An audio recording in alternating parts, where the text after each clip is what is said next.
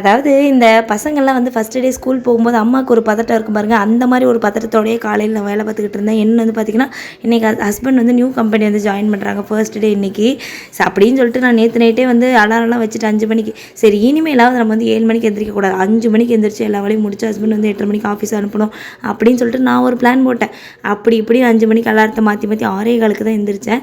Night என்ன செய்யுதுன்னு plan பண்ணல. சரி போகிற போக்கில் அடிச்சு விடுவேன்னு சொல்லிட்டு இன்றைக்கி வந்து சிம்பிளாக ஒரு பாவக்காய் குழம்பும் கூட வந்து பொன்னாங்கண்ணி கீரை பொரியலும் தான் வந்து ரெடி பண்ணேன்.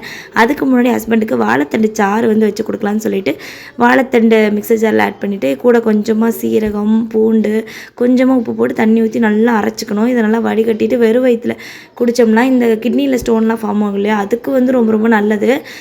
ஸோ எங்களுக்கு வந்து ஒர்க் அவுட் ஆகிருக்கு. ஸோ நீங்களும் வேணால் ட்ரை பண்ணி பாருங்கள். என் ஹஸ்பண்ட் சொன்ன ரெசிபி தான் இது. ஃபஸ்ட்டு எனக்கு இதெல்லாம் வந்து செய்ய தெரியாது, அவங்க சொல்லி தான் வந்து செஞ்சு கொடுத்தேன். பட் நல்லா எஃபெக்டிவாக இருக்கும். ட்ரை பண்ணிவிட்டு எப்படி வந்துச்சு சொல்லி கமெண்ட்டில் சொல்லுங்கள். பாய்.